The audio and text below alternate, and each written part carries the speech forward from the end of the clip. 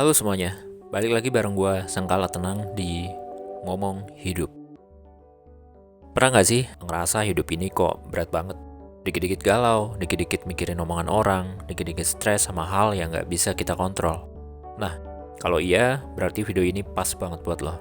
Hari ini kita bakal ngobrolin soal filosofi kuno, stoikisme. Gak usah bayangin yang berat-berat, karena stoikisme ini justru bikin hidup kita lebih chill dan gak gampang goyah. Ada 7 pelajaran hidup dari para filsuf stoik yang kalau kita pahami dan terapin, dijamin hidup kita bakal naik level selamanya. Penasaran? Yuk, langsung aja kita bedah satu persatu. Pelajaran pertama, jangan biarin opini orang lain mengendalikan lo. Oke, pelajaran pertama ini relate banget sama kita semua. Coba deh jujur, berapa banyak dari kita yang hidupnya itu kayak dikendaliin sama kata orang?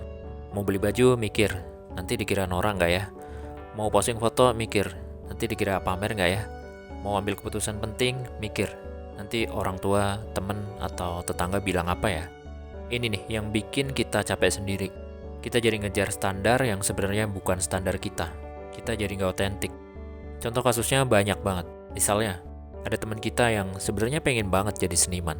Tapi karena orang tua bilang seniman itu nggak ada masa depan, mending jadi PNS aja. Akhirnya dia nurut, padahal jiwanya merana. Atau mungkin lu sendiri yang sering banget overthinking cuma karena satu komen negatif di media sosial.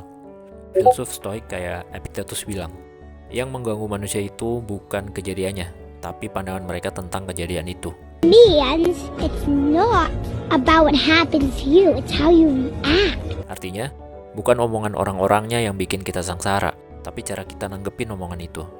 Kalau kita terus-terusan nyari validasi dari luar, kita nggak akan pernah puas. Karena validasi itu kayak air laut, makin diminum, makin haus. Jadi, gimana caranya biar nggak gampang terpengaruh?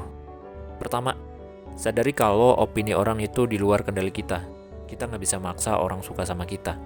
Kedua, kenali diri sendiri. Apa nilai-nilai yang penting buat lo? Apa tujuan hidup lo? Kalau lo tahu kompas internal lo nggak akan gampang oleng. Fokus aja sama apa yang lo yakini bener dan baik buat lo. Bukan buat nyenengin orang lain. Ingat, hidup lo ya panggung buat lo sendiri, bukan panggung orang lain. Pelajaran kedua, ingatlah bahwa kita akan mati. Nah, ini mungkin kedengarannya agak gelap ya, tapi justru ini adalah salah satu pelajaran paling mencerahkan dari stoikisme. Namanya memento mori. Bukan buat nakut-nakutin, tapi buat ngingetin kita kalau waktu kita di dunia ini terbatas.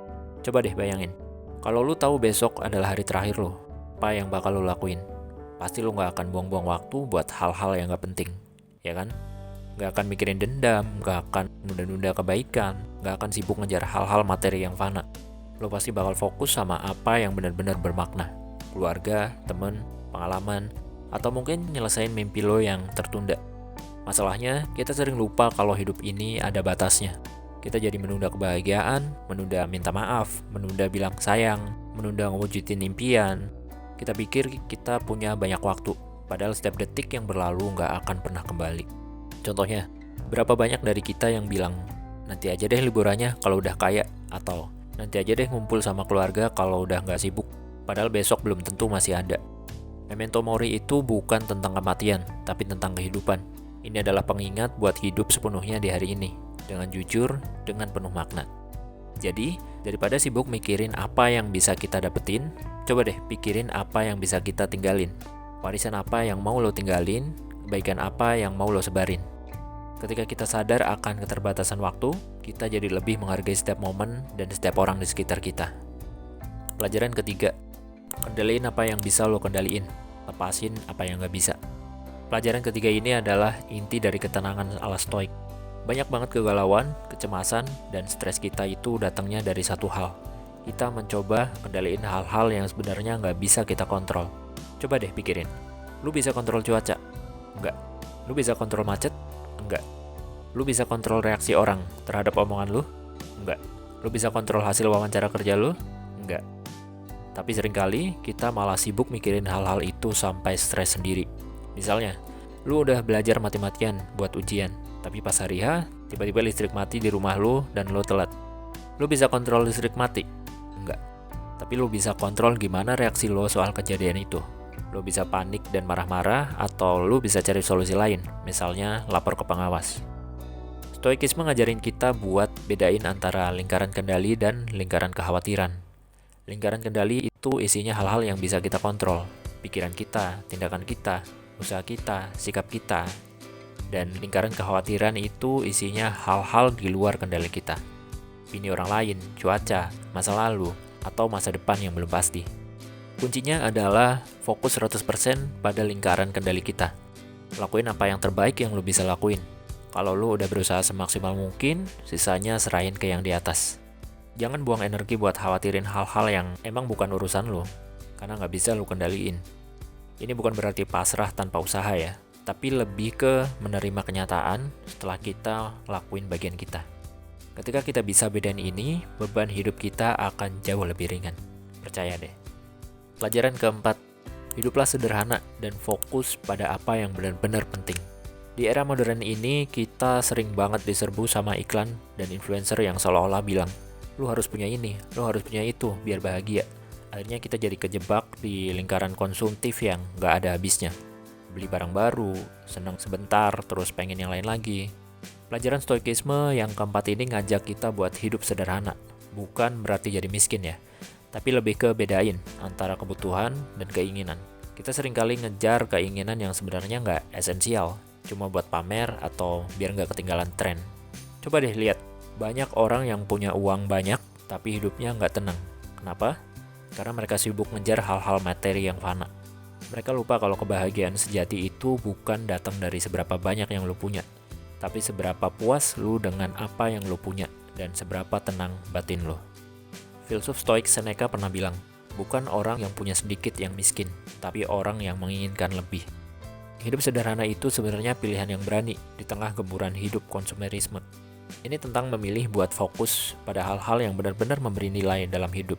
Hubungan yang sehat, kesehatan, belajar hal baru, atau kontribusi buat orang lain. Ketika kita bisa memangkas keinginan yang gak perlu, kita akan menemukan kebebasan dan kedamaian mental yang luar biasa.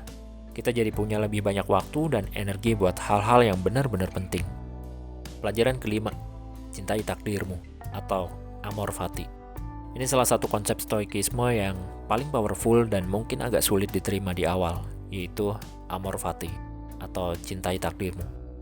Ini bukan berarti pasrah tanpa usaha ya, tapi lebih ke menerima dan bahkan mencintai semua yang terjadi dalam hidup kita, baik itu hal baik maupun hal buruk.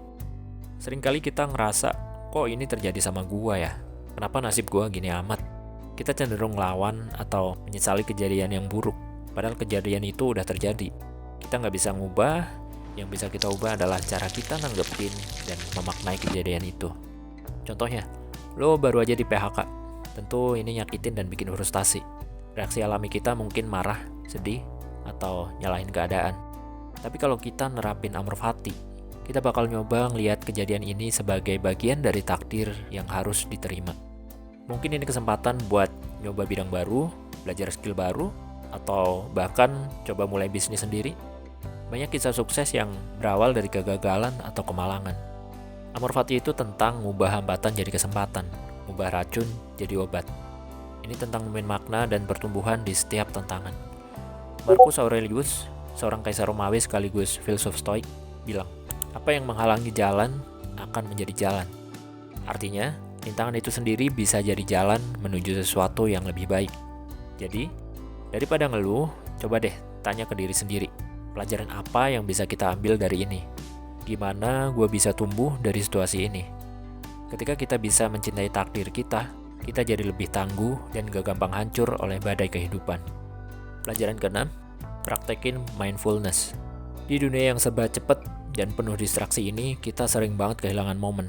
Pikiran kita melayang ke masa lalu yang bikin nyesel, atau ke masa depan yang bikin cemas.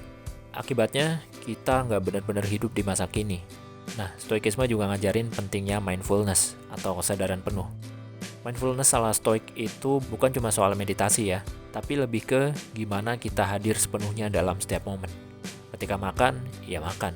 Rasain setiap gigitan, cium aromanya. Ketika ngobrol, ya ngobrol. Dengerin lawan ngomong dengan seksama, jangan sambil main HP. Masalahnya, kita sering banget hidup di mode autopilot. Bangun tidur langsung cek HP, sarapan sambil nonton TV, kerja sambil mikirin liburan. Akibatnya, kita jadi kurang peka sama diri sendiri dan lingkungan. Emosi kita jadi nggak terkontrol karena kita nggak sadar apa yang sebenarnya kita rasain. Contohnya, lo lagi marah sama seseorang. Kalau lo nggak mindful, lo mungkin langsung meledak-ledak. Kemudian kau akan meledak. Tapi kalau lo mindful, lo bisa ngamatin emosi marah itu.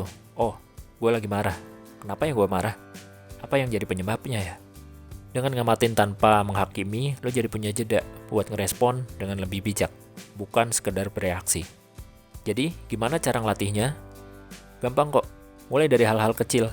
Setiap kali lo ngelakuin sesuatu, coba deh fokus 100% ke kegiatan itu.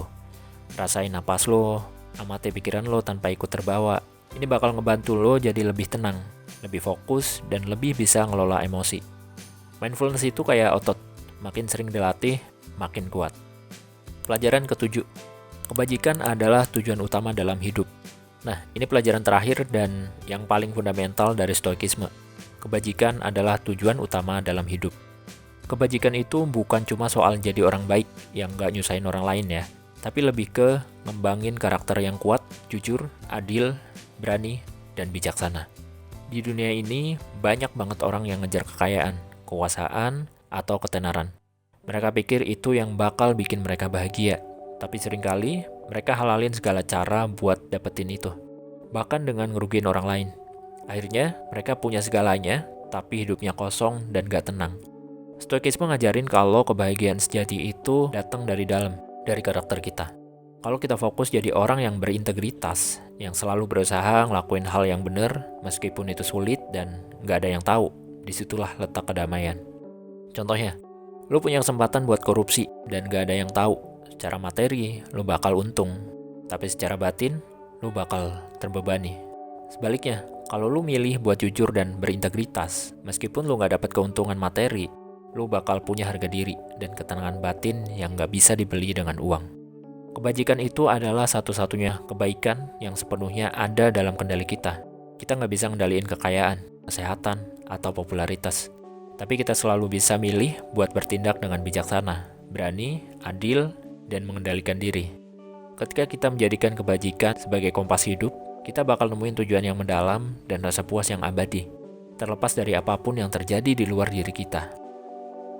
Itu dia 7 pelajaran hidup dari filosofi Stoikisme. Gimana? Kedengarannya simpel ya?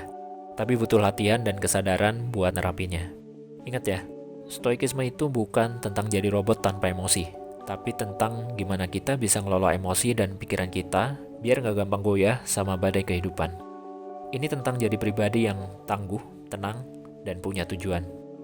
Dari ke-7 pelajaran ini, coba deh pilih satu yang paling relate sama lo saat ini.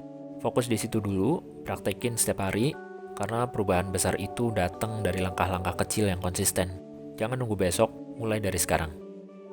Semoga video ini bisa jadi pencerahan buat lo. Kalau lo suka video ini, jangan lupa like, komen di bawah pelajaran mana yang paling lo suka atau mau lo terapin duluan. Dan yang paling penting, subscribe channel ini biar nggak ketinggalan video-video inspiratif lainnya. Oh ya, jangan lupa share biar temen lo juga tahu video ini. Oke, terima kasih udah nonton sampai akhir. Sampai jumpa di Ngomong Hidup berikutnya. Bye.